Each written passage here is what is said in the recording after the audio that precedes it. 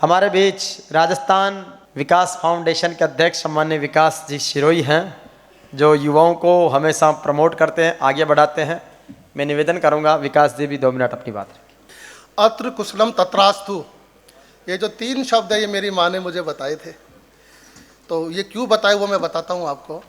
पहले मेरी माँ मुझसे चिट्ठी लिखवाती थी, तो पहले चिट्ठियाँ लिखी जाती थी तो कहती थी हम यहाँ कुशल पूर्वक हैं, आशा करते हैं कि आप भी कुशल पूर्वक होंगे। तो मैं लिखते लिखते बोर हो जाता था। मैंने कहा ये क्या इतने हर बार जब भी चिट्ठी लिखवाती हूँ, ये दिन में 3 बार लिखवाती हूँ, मामा के अलग जाएगी, मौसी के अलग जाएगी।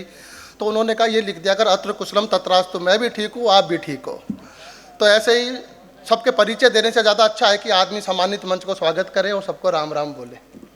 कुछ बातें हैं, मैं केवल 4 बातें समाज के लिए यहाँ पे करना चाहता हूँ। एक तो मैं ये कहना चाहता हूँ कि हमारा समाज बहुत मजबूत है। यहाँ पे मैं उन लोगों के हाथ खड़े करवाना चाहता हूँ जिनको ये लगता है कि हम मजबूत हैं, साहसी हैं, न्यायप्रिय हैं और जाट होने पे हमको गर्व है। कौन कौन लोग हैं वो? की जय। दाबाद। एक बात का तो पता लग गया, अभी कमज़ोर नहीं है, इसलिए कमज़ोरियाँ समाज में कुछ हो सकती हैं। जो मजबूत होगा, जो साहसी होगा और जो न्यायप्रिय होगा वो भावुक जरूर होगा, और जो कम भावुक होगी वो लड़ाका होगी, वो न्याय करेगी। तो ये अपनी खुशी है। अपने इस बात का मैं प्रताप मानता हूँ कि मैंने ऐसी जाति में जन्म लिया। मुझे अपने जाट होने पे, अपने समाज पे गर्व है और हमेशा करता रहूँगा। इस समाज में एक चीज़ और मैं मान रहा हूँ, इस समाज में कोई भी बड़ी पोस्ट नहीं लेना चाहता। सब 2 कैटेगरी में रहना चाहते हैं, एक तो भाई और एक भाई साहब। 50 साल की उम्र हो जाए, 60 साल की उम्र हो जाए, 70 साल की उम्र हो जाए, 80 साल की उम्र हो जाए, 90 साल की उम्र हो जाए, भाई साहब से आगे नहीं बढ़ते हैं। उनको मैं कहना चाहता हूँ भाई साहब तो बने रहो, लेकिन भाई साहब से ऊपर भी एक बाप भी बनो। बाप बनने का मतलब ये नहीं है कि कोई औलादे पैदा करनी है। बाप बनने का मतलब ये है कि कुछ लोगों को, जो समाज के युवा हैं, उनको मौका दो, उनके लिए रास्ता छोड़ो, उनके लिए कोई पद छोड़ो। हर चीज़ को मैं ही मैं खा जाऊँ, मैं ही मैं खा जाऊँ, ये सिस्टम मेरे समझ में नहीं आता है। कुछ चीज़ दोगे जभी तो आगे बढ़ेगा। आज मैं आपके सामने खड़ा हूँ तो किसी ने कोई स्थान छोड़ा होगा ना, जभी तो मैं आपके सामने आया हूँगा। तो अपने को ऐसे भाई साहब जो पैसा कमा के भाई साहब बन गए हैं, उनको भाई साहब नहीं बनाना है, उनको नेता नहीं बनाना जो केवल अपना कमा के अपने अपने बारे में सोचते हों। समाज के युवाओं के बारे में भी सोचना है, उनको भी रास्ता दिखाना है। 2 प्रकार के युवा होते हैं समाज में। एक तो वो होते हैं जो बड़े प्रतिभाशाली होते हैं, और एक वो होते हैं जो कुछ प्रतिभाशाली नहीं होते हैं लेकिन वो मेहनत करना जानते हैं, थोड़े से अपने समाज में पिछड़े हुए लोग होते हैं। उन युवाओं की मैं 2 बातें करता हूँ। युवाओं में भी प्रकाश की बात करता हूँ मैं। एक तो होता है जुगनू, जो अंधेरे में चमकता है, जो केवल खुद को दिखाना चाहता है। ऐसा युवा, ऐसा प्रतिभा मेरे को मेरे समाज में नहीं चाहिए। मेरे को मेरे समाज में वो युवा चाहिए, वो प्रतिभा चाहिए जो सूर्य की तरह चमके, जिसको कोई आंखों से देखना चाहे तो नहीं देखे, लेकिन उसकी प्रतिभा का सारे के सारे फायदा उठाए। ऐसा आदमी मुझे मेरे समाज के अंदर चाहिए। ऐसा भाई नहीं चाहिए, ऐसे भाई साहब नहीं चाहिए जो समाज का कोई भला नहीं कर सकते हैं। युवा पीढ़ी है, युवा पीढ़ी की तरफ अपने को ध्यान देना है, उनके लिए रास्ते खोजने हैं। समाज का कोई भी आदमी अगर समाज के अंदर किसी स्थान को प्राप्त करता है तो उसका फायदा सबको मिलना चाहिए।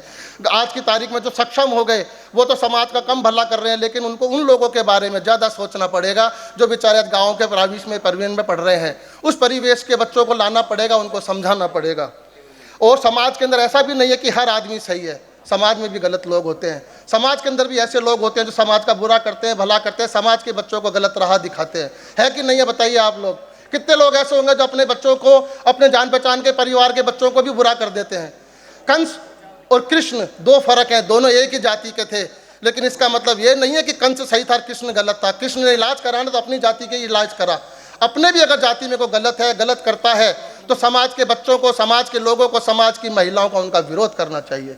मैं कभी भी इस पक्ष में नहीं हूँ कि किसी आदमी ने अगर मान लो सक्षम हो गया, उसके अंदर प्रतिभा आ गई, वो समाज को कुछ समझता ही नहीं है। अहंकार जो है ना, अहंकार, अपने समाज के योग्य लोगों में जो अहंकार आ गया है ना, उस अहंकार को दूर करना है। वो अगर जिधर अहंकार कैसे दूर होगा, जब वो प्रेम से बात करेंगे, मुस्कुरा के बात करेंगे। जितने भी युवा जो सक्षम हो गए, मैं उनसे एक ही उम्मीद करता हूँ कि अपने मुस्कुरा के बात करें, अपने समाज के बच्चों को आगे बढ़ाएं, उनके लिए रास्ता खोलें। एक बात और मैंने देखी है कि जितने भी अपने जो समाज के लोग हैं, समाज का एक फ़ायदा अपने युवाओं को ज़रूर मिलता है। सक्षम की तो शादी वादी हो जाती है, पर समाज का एक फ़ायदा ज़रूर मिलता है। कैसे भी रोके धोके शादी तो करा ही देते हैं छोरे की। उसके बाद जो हमारे परिवार की जो बेटी योगा कर रही थी ना, ऐसा योगा करा देते हैं, वो अपना आप कमाना खाना सीख जाता है। सीखता ही नहीं सीखता।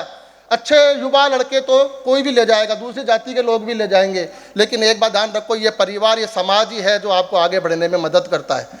उसके अलावा कोई आपकी मदद नहीं करता है। वो आपके जब सक्षम हो जाओगे तब दूसरे समाज के लोग भी आपको याद करेंगे। तो अपने समाज से अपने बच्चों को हीरा बनाना है, जो सक्षम हो गए उनको, अपने जो एक सक्षम है, जो कमज़ोर हैं, उनको मजबूत बनाना है। राम राम।